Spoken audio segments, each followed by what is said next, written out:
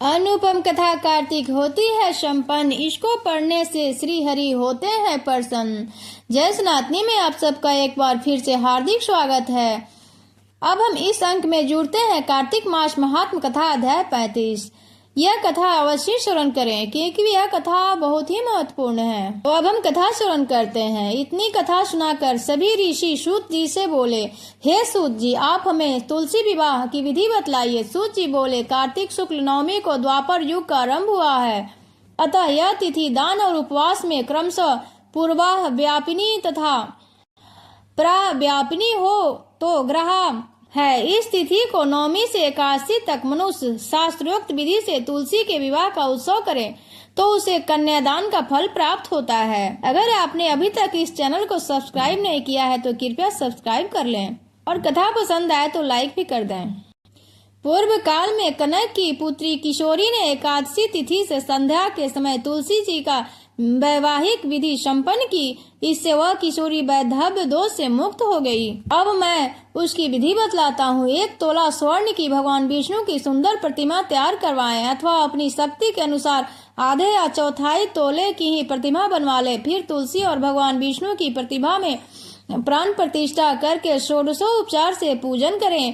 पहले देश काल का स्मरण करें, गणेश पूजन करें, फिर पुण्यवाह वाचन कराकर नंदी श्राद्ध करे। तत्पश्चात वेद मंत्रों के उच्चारण और बाजे आदि की ध्वनि के साथ भगवान विष्णु की प्रतिभा को तुलसी जी के निकट लाकर रखे। प्रतिभा को वस्त्रों से सुशोभित करें। उस समय भगवान का आह्वान करें, भगवान केशव आइए, देवा मैं आपकी पूजा करूंगा, आपकी सेवा में तुलसी को समर्पित करूंगी, आप मेरे संपूर्ण मनोरथ को पूर्ण करें। इस प्रकार आह्वान के पश्चात 3 बार अर्घ्यपाद और मंत्रों का उच्चारण करके इन्हें बारी बारी से भगवान को समर्पित करें। फिर आचमनीय पद पर 3 बार उच्चारण करके भगवान को आचमन कराएं। इसके बाद कांच के बर्तन में दही, घी और मधु रखकर उसे कांच के पात्र से ही ढक दे तथा भगवान को अर्पण करते हुए इस प्रकार कहें, वासुदेव आपको नमस्कार है। यह मधुपर्क दही, घी तथा शहद के मिश्रण को मधुपर्क कहते हैं, ग्रहण कीजिए। तदंतर हरिद्रा लेपन और अभ्यंग कार्य संपन्न करके गौधूली की बेला में तुलसी और विष्णु का पूजन पृथक पृथक करना चाहिए। दोनों को एक दूसरे के सम्मुख रखकर मंगल पाठ करें। जब भगवान सूर्य कुछ दिखाई देते हो तब कन्यादान का संकल्प करें। अपने गोत्र और परवर का उच्चारण करके आदि की 3 पीढ़ियों का भी आवर्तन करें। तत्पश्चात भगवान से इस प्रकार कहें, आदि मध्य और अंत में रहित त्रिभुवन प्रतिपालक परमेश्वर, इसी तुलसी दल को आप विवाह की विधि से ग्रहण करें। यह पार्वती के बीच से प्रकट हुई है, वृंदा की भस्म में स्थित रही है तथा यदि मध्य और अंत में शून्य है। आपको तुलसी बहुत ही प्रिय है, अतः इसे मैं आपकी सेवा में समर्पित करती हूँ। मैंने जल के घड़ों को से सींच कर और अन्य प्रकार की सेवाएं करके अपनी पुत्री की भांति इन्हें पाला है, पोसा है और बढ़ाया है। आपकी प्रिया तुलसी मैं आपको दे रही हूँ। हे प्रभु, आप इसे ग्रहण करें। इस प्रकार तुलसी का दान करके फिर उन दोनों अर्थात तुलसी और भगवान विष्णु की पूजा करें। विवाह का उत्सव मनाएं। सुबह होने पर पुनः तुलसी और विष्णु जी का पूजन करें। अग्नि की स्थापना कर उसमें 12 साक्षर मंत्र से खीर, घी, मधु और तिल मिश्रित हवनीय द्रव्य की 108 आहुति दे। फिर स्विष्टकृत होम करके पूर्णाहुति दे। आचार्य की पूजा करके होम की शेष विधि पूरी करें। इसके बाद भगवान से इस प्रकार प्रार्थना करें, हे प्रभु, आपकी प्रसन्नता के लिए मैंने यह व्रत किया है।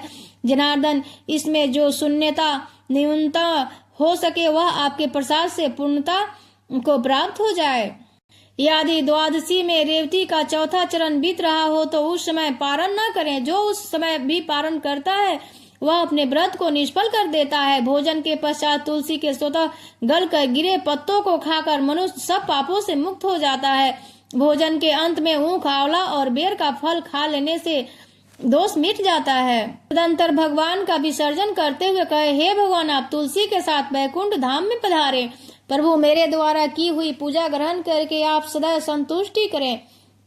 इस प्रकार देवेश्वर विष्णु का विसर्जन करके मूर्ति आदि सब सामग्री आचार्य को अर्पण करके इसे मनुष्य कृतार्थ हो जाता है। इस विधि सुनाकर सूत जी ने ऋषियों से कहा, हे ऋषियों, इस प्रकार जो मनुष्य श्रद्धा पूर्वक सत्य, शांति और असंतोष को धारण करता है, भगवान विष्णु को तुलसी दल समर्पित करता है, उसके सभी पाप नष्ट हो जाता है और यह संसार के सुखों को भोगकर अंत में विष्णु लोक को प्राप्त होता है। हे ऋषिवरों, यह कार्तिक महात्म्य सब रोगों और संपूर्ण पापों का नाश करने वाला है। जो मनुष्य इस महात्म्य को भली भांति पूर्वक पढ़ता है, जो सुनकर सुनाता है, जो सुनकर धारण करता है, वह सब पापों से मुक्त हो जाता है, भगवान विष्णु के लोक में जाता है। जिसकी बुद्धि खोटी हो तथा जो श्रद्धा से ही हीन हो, ऐसे किसी भी मनुष्य को यह महात्म्य नहीं सुनना चाहिए। श्री कार्तिक मास महात्म कथा अध्याय 35 अध्याय संपन्न हुआ। इति श्री कार्तिक मास महात्म्य 35वां अध्याय समाप्त हुआ, संपूर्ण हुआ। जय श्री हरि विष्णु। अगर यह कथा आपको पसंद आए तो वीडियो को सब्सक्राइब, लाइक और कमेंट अवश्य करें। इसी के साथ हम अपनी वाणी को विराम देते हैं। जय श्री हरि विष्णु।